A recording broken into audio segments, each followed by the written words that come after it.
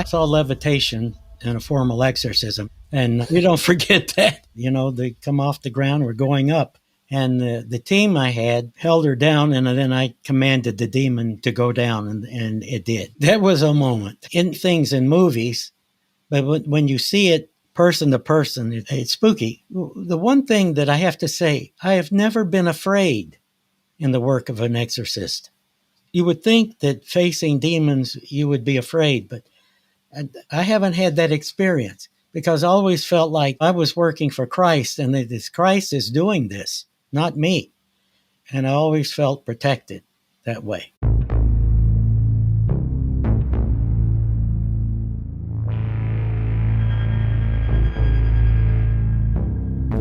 Welcome back to the Exorcist Files. The GOAT when it comes to documenting people that shouldn't float. Boy, was that joke dense. So last week, we heard from two incredible Protestant ministers, friends and fans of the show, who have been deeply impacted by the series. If you haven't, go back and listen. Their testimonies are incredible, and it's an awesome episode. Today, we welcome Msgr Victor Ciaramitaro, colleague of Father Martin's and retired exorcist for the Diocese of Memphis. Basically, the priest who did deliverance among some of the best barbecue joints in America. A certain amount of irony there, right? Before we start the episode, though, I do want to give a shout out to our Vault members. Thank you so much for your support. We also want to thank our sponsor, The Lion.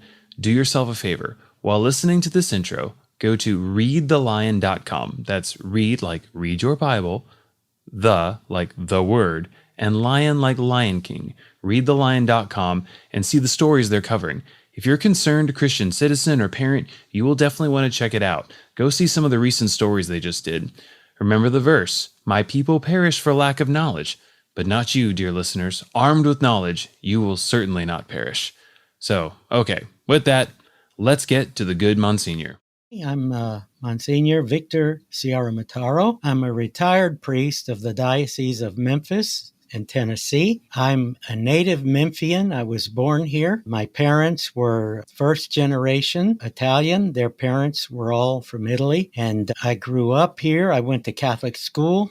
I was taught by the St. Cecilia Dominican sisters for 9 years of my education. I was taught by diocesan priests in high school here in Memphis. Our family was devout. We lived just a few blocks from the church where I was baptized, where I made my first Holy Communion, where I was confirmed, and then went to the seminary from that parish in 1964. The seminary was tumultuous. I can't say enough about how bad things were at that time. The church was in turmoil after the Vatican Council. When I started seminary, the Vatican Council was still going on. The teachers in the seminary acted as if the council was over and everything was done. Throughout the turmoil of the seminary, I was able to keep my faith because I felt since the time I was 8 years old that God wanted me to be a priest. I can even point to the moment when I was 8 years old when it occurred to me that I was supposed to be a priest. That never left me. So we had to deal with all of the spirit of Vatican II, which is more like poltergeist. I made it through the seminary. I was ordained a priest in 1970. It'd be 53 years ago that I was ordained a priest this month. As we have said many times on the show, one does not choose exorcism. Typically, exorcism chooses you. Msgr Ciaramitaro was no exception. His call into the field of deliverance was born out of necessity, and in 2012, he received a call that would mark a rather interesting twist for his ministry as a priest. I was pastor up until 2019. That's the year that I retired. I was appointed exorcist about 2012.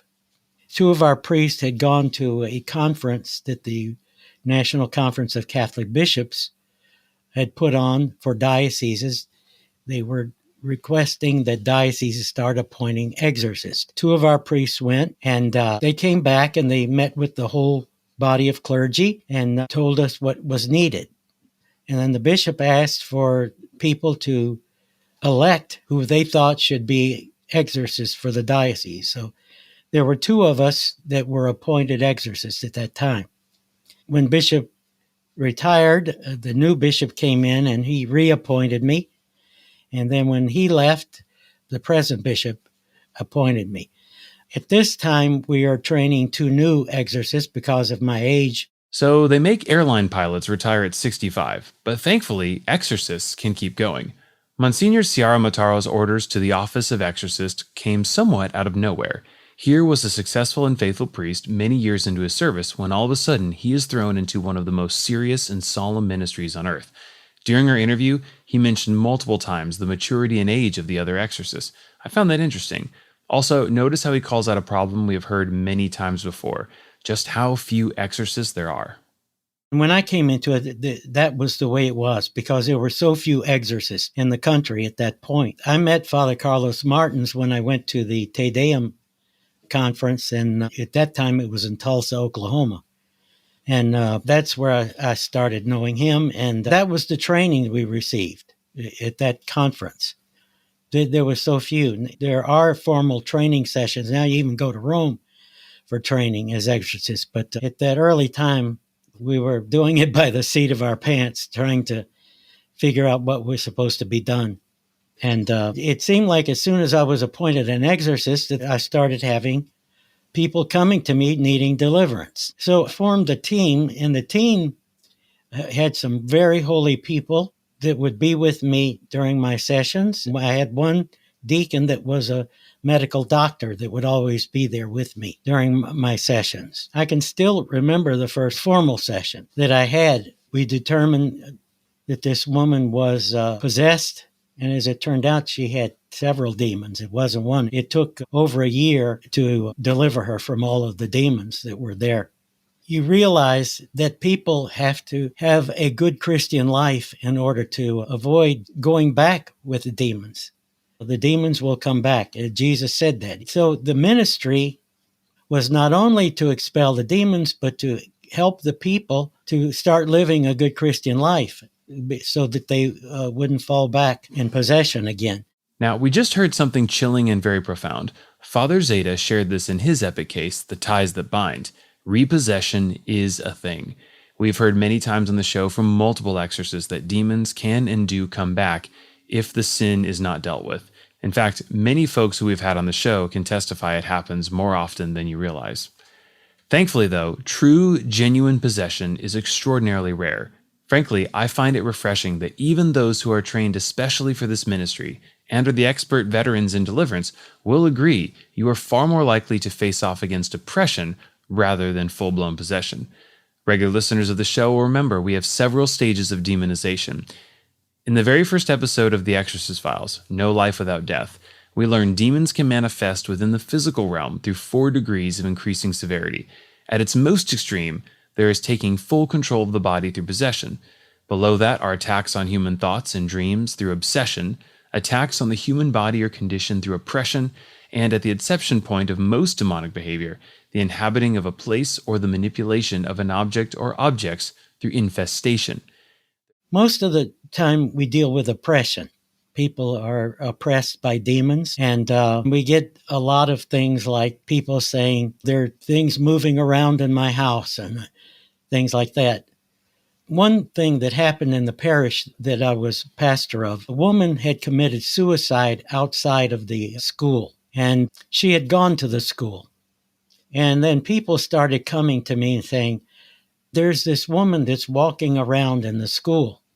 The children see her, teachers see her, but she never speaks to anyone. I determined that she was a poor soul and she needed prayer, so we did a novena of masses for her, and then no longer was she there. Another case that I had, a woman, she was possessed, but she was not manifesting as I was used to with people that are possessed, but she was really possessed.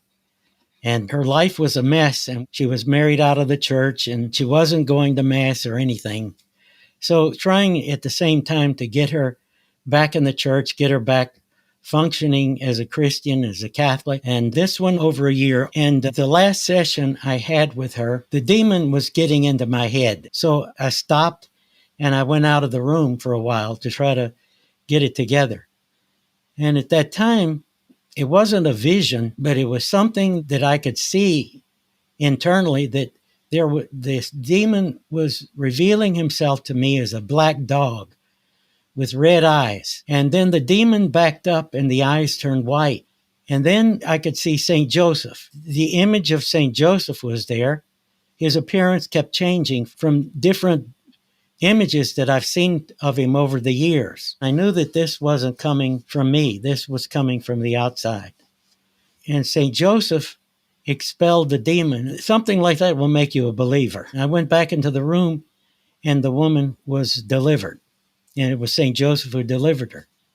The demon was so angry because we had a beautiful St. Joseph chapel in the church. So the demon caused somebody to break the two St. Joseph windows in the chapel. And not once, but twice. And then after I left the parish, it happened a third time. So there was blowback from the demon.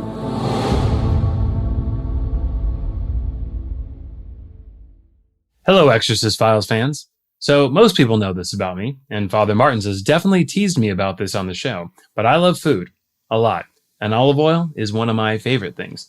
Love to cook with it, or to dip my fresh-made sourdough bread in it, or hey, it's even great for healing, a la James 5 in the Bible. And that is why I'm excited that we are now partnered with Graza, purveyors of fantastic olive oil. You've probably seen the fun green squeeze bottles on the counters of some of your friends' kitchens. They've actually really taken off and are quite popular. They have not one, but two olive oils, a sizzle, which you can use for high heat cooking, and drizzle for those salads, breads, and anything else you want to dip in olive oil. So I cook a lot. Olive oil is one of my go-to oils.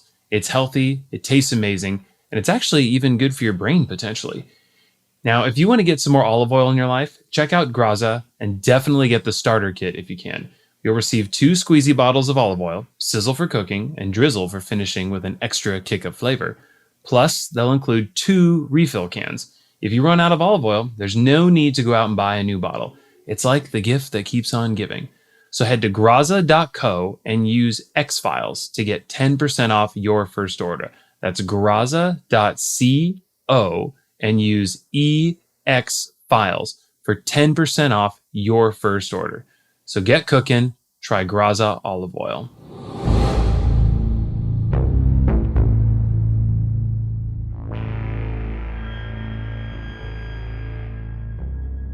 Now, before the break, we heard something I don't want us to miss.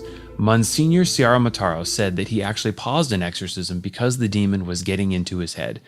Father Martins has shared that these infernal pests will say and try anything to wear the exorcist down. I appreciated the Monsignor's vulnerability. He paused and knew he needed to take a break in that moment. Father Martins has also talked about the intercession of the saints, and Msgr Ciaramitaro mentioned the intervention of St. Joseph in the liberation of a victim. Now, when he says St. Joseph delivered her, he is not implying that God was not the ultimate cause of the liberation, but rather that God chose to do it through the intercession and work of St. Joseph. He could have done it through other means, for sure, but for whatever his reasons, he chose to do it through one of his saints. Switching gears a bit, we do hear a lot about trends in spirituality today and a post-pandemic world being profoundly different. We hear of church attendance dropping off, a sense of religion crumbling in America, but as the scripture states, there is always a remnant, and despite the seeming exodus of Christianity from our culture in many ways, there is still a lot of reasons for hope. Well, there's a lot of things in the world that happen that we can't explain. And it seems to me that the devotion of our people is growing in the church. In spite of church getting smaller by numbers, it seems to me that the devotion of the people is growing at this time. I'm retired, but I help out in a parish. And I'm just amazed at the young families that are coming with lots of children and their real devotion with these children at Mass, and people that can't afford the school going to religious education. And the quality of the religious education is much better now. People coming to adoration. We have the rosary before every Mass in the parish, and we have adoration every Tuesday and every Friday. And we have no trouble getting people to come to these things. I say that because I think people are more aware of evil presence when it comes. There was a woman who came to me, and she was one of these people that knew things spiritually that other people didn't. I'm not sure how to explain that, but she would say, "Father, there's devils in the church." And I thought maybe she's just crazy. And then I would be sitting in the sanctuary sometime praying, and at the edge of the sanctuary, I could see these shadows moving, and I'd look over and they would be gone. Then another priest that was in the parish, he came to me one night. He says, I think Mary's right. I think that there are some demons in the church. So we did the Leonine exorcism of the church. That was the end of that. But before I was pastor, there were a lot of funny things that went on in that parish. They didn't come into the sanctuary where the tabernacle was. They would stay at the edge. And it's amazing. But this was a parish that had all kinds of liturgical things that were not proper. So it set itself up for demonic activity. You heard it here again, folks. If a spirit is talking to you, don't engage. Maybe a new saying, if it talks, pray for protection, take a walk, get out. Now, on this show, we do our best to try and bring you what is the most realistic portrayal of what it would be like to be in the room. Naturally, I was curious to hear what it was like from Msgr Ciaramitaro's own experience. A person could walk into a room and be completely sane, and many times I would make them go to confession first before we'd start the session. And the minute I would start the formal prayers of the exorcism, the eyes change. They become violent. That's why you have to have people there to protect you and to hold them back if necessary. They love profanities. So that has affected me in preaching, that we shouldn't be using these words like this because they bring a lot of evil with them when we say them. And the first time I did a formal exorcism, the person came to me and tried to choke me and was uttering all kinds of profanities at me. And that was a wake-up moment for me. Sometimes you go into a room and it's cold, or sometimes it gets hot and you see those fluctuations. That it hasn't happened a lot with me. But basically, it's the manifestation that the demon does with the person. You say the prayers, and when the person becomes calm, and I will say, are you with us again? But the demons will go and hide because they're being tortured by the prayers of the exorcism. So when they get tired, they kind of withdraw, and I will ask the person, are you with us again? And most of the time, they don't even know what's going on during the formal exorcism when they're manifesting. That's been my experience. Notice the first thing he has them do is go to confession. Once again, echoing Father Martin's sentiment that one genuine confession is worth 1,000 exorcisms. Of course, it's also mandatory that I ask about levitation.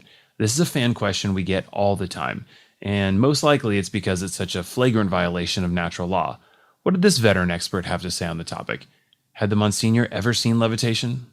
I saw levitation in a formal exorcism, and we don't forget that. They come off the ground. They come off the ground, we're going up.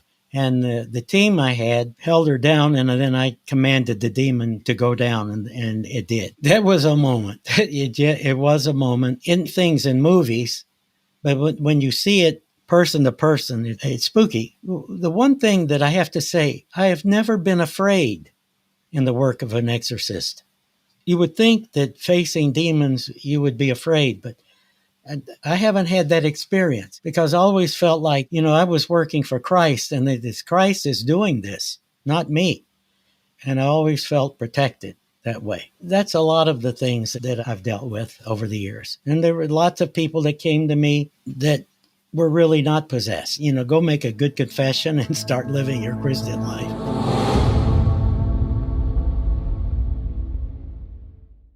Scripture is very clear. You cannot serve God and money.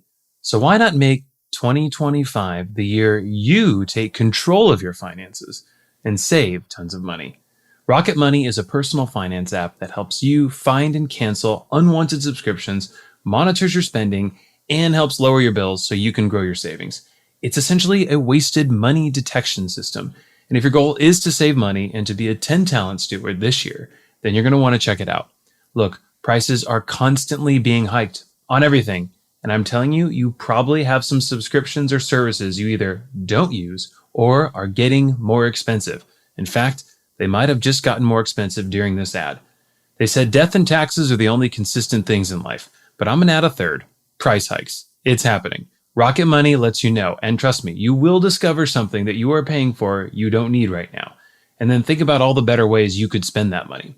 Rocket Money has over 5 million users and has saved a total of $500 million in canceled subscriptions, saving members up to $740 a year when using all of the app's premium features. So, to cancel your unwanted subscriptions and reach your financial goals faster with Rocket Money, go to rocketmoney.com/xfiles. That's rocketmoney.com/exfiles.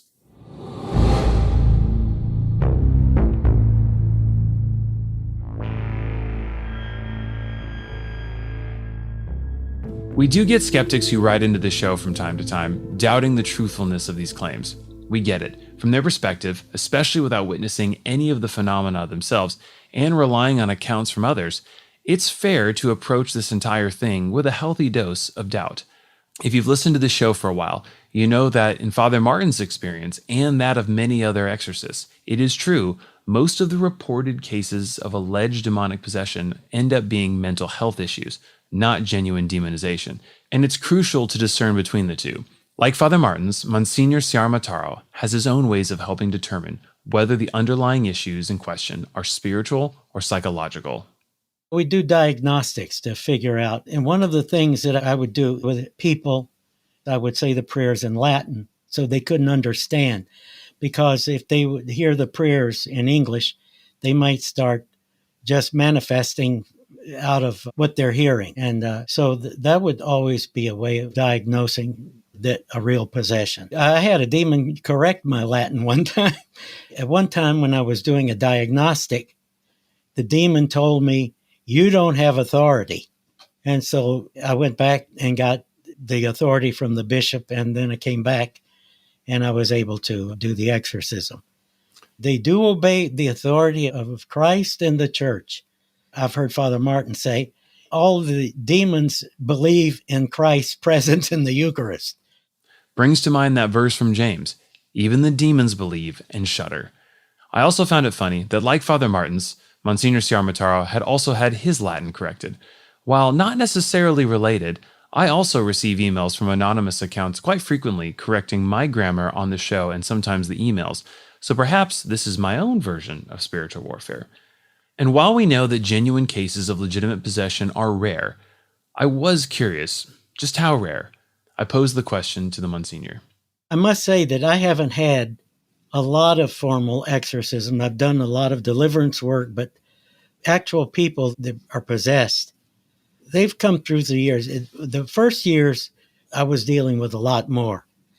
There were two of us doing it, though, at the time. Another funny experience, I was doing an exorcism, and the demons were telling me that they were good guys, and I shouldn't be trying to get rid of them. And what these demons, these Egyptian gods, the woman told me that they came around with the heads of animals, and they were Egyptian gods. I don't recall their names right now, but I do know there were two of them. And after they told me they were good guys and I demanded they leave and the exorcist right, they walked out. They left quietly. Sound familiar? We forget that demons are not always just profanity dispensers. In their desperation, they will sometimes try to negotiate, try to deal. And if demons are playing deal or no deal with Father Martin's or Msgr Ciaramitaro, the answer is always no deal. Earlier in the interview, the Monsignor mentioned an exorcism that had been going on for almost a year. Many listeners write into the show trying to square the seeming instant deliverance that we witness with Christ and his exorcisms with the experience shared by many of the exorcist guests that will often take them months or years to fully liberate someone. They are also curious about the doorways that lead to this type of demonization, a demonization that can take months or years to be liberated from. Interestingly, Msgr Ciaramitaro found that the lengthy process of removing all the rites led to a transformation in his own walk with God. Perhaps that's just one reason why God permits these exorcisms to take so long. We're not Jesus, first of all.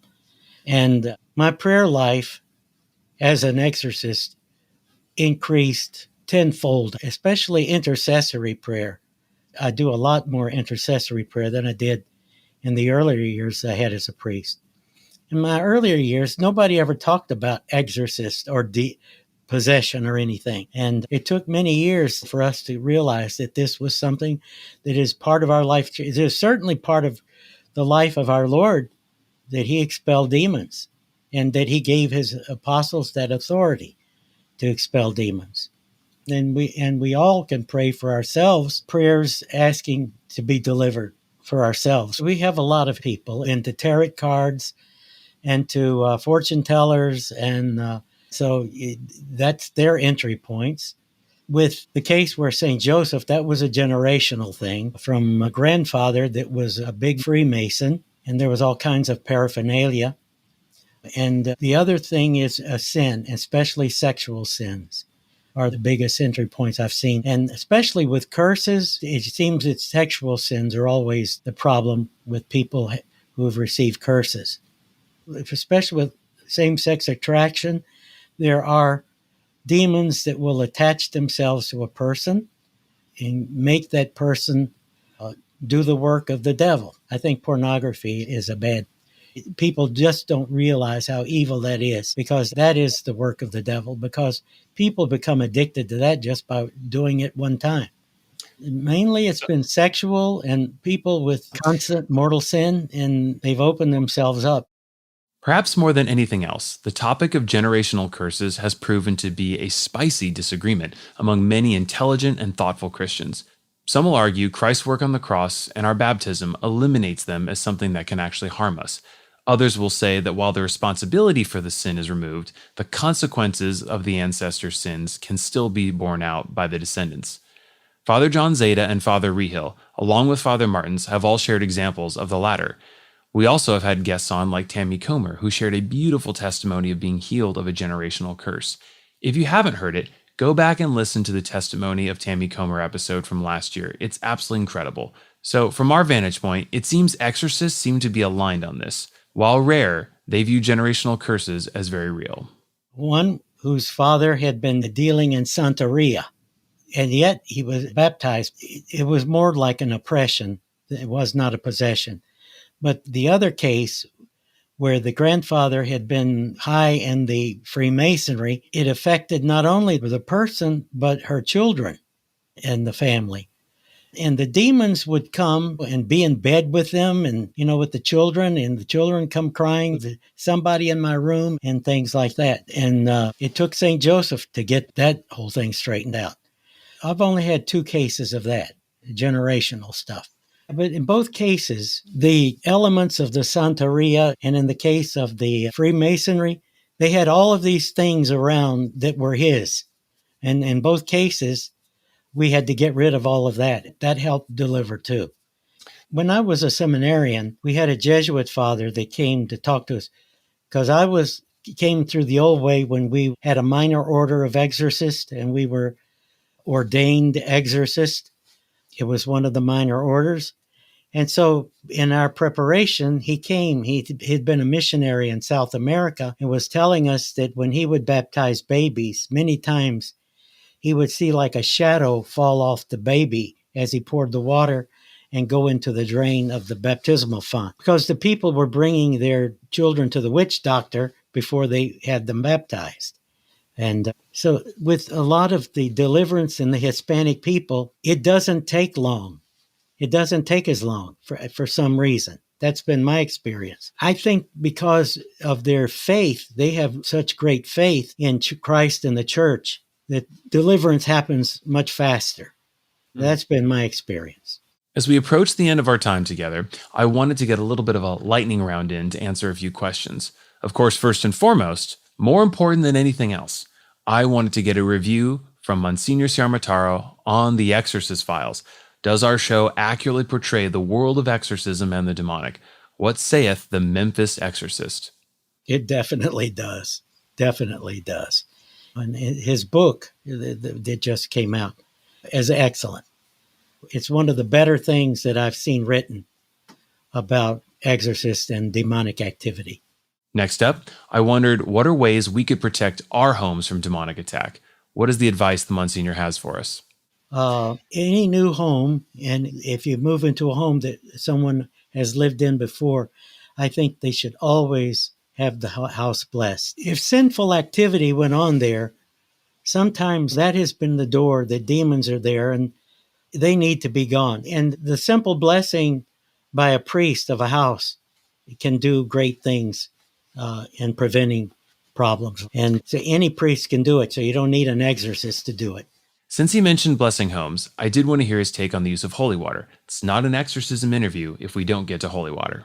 Yes. Well, I blessed Epiphany water at the church on Sunday, and we blessed chalk, and then people go home. And then I told them if they had a live Christmas tree to take a branch and then take the water and go around and bless their home with that. And people can do that every year, bless their homes that way. And Epiphany is the time that is usually done. But anytime people can take holy water and go around and bless their home. Parents can bless their children. Sprinkling your bedroom with holy water at night is a good thing, is a devotional practice. But holy water should be something that should be in every Catholic home. One time I had to bless a home of a Protestant minister because there was activity going on there. So he called the diocese and it said he heard that the Catholic Church dealt with that stuff. So I went to the home and I blessed the home. And after it was over in the home, everything was settled down. He came to me and asked, he says, "Could I have that formula that you use for the water?"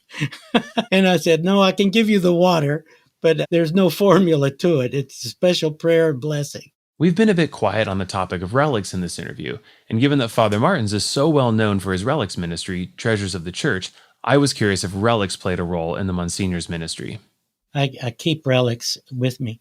And I always did my exorcisms in the sacristy. I wanted to be near the Blessed Sacrament when I did the formal sessions.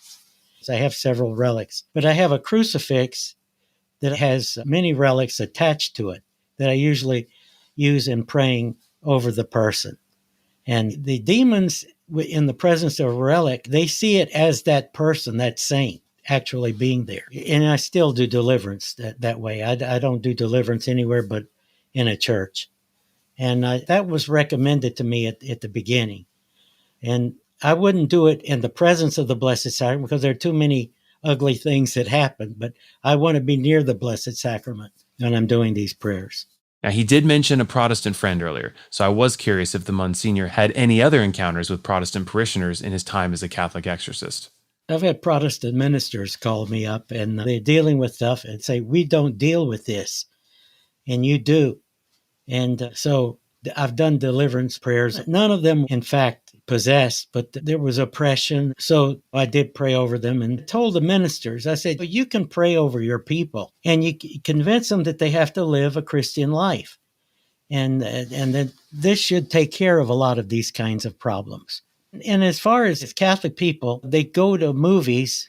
And I can remember when the first Exorcist movie came out, and I was a young priest, and I had someone call me in the middle of the night and wanted to go to confession because they were so afraid after they saw the movie, The Exorcist. And so I think that the movies had a lot to do with awakening also this idea of demonic activity in people. As our time came to an end, I wanted him to share his thoughts on spiritual warfare. As we mention often, the goal of this podcast is to herald Christ's victory over evil, not to instill fear in his faithful people. In light of this, what is the Monsignor's advice to those seeking a healthy view of the spiritual battle unfolding all around us? Living a Christian life, living with the sacraments that we have as Catholic people, our devotional items. Bless so many St. Benedict medals. It's amazing. The people plant them around their houses and they tape them to the doors. People carry them around, wear them, and especially the St. Benedict crucifixes. Use of devotional religious articles, using the sacraments, and a prayer life. Having a prayer life and frequent confession. These are the ways we protect ourselves. This is warfare. And saying the rosary as a family, saying the rosary individually is something that I think is very powerful, and it is a weapon. I do think that saying the rosary has prevented the world from being worse than it is right now.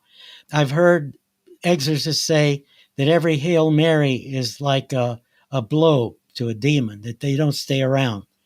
if people are saying these prayers. There's the Auxilium Christianorum prayers people can say every day, and joining with people against the evil spirits and evil happening in our lives. Prayer, sacraments, devotional items, these are the ways that we protect ourselves. And this is the warfare.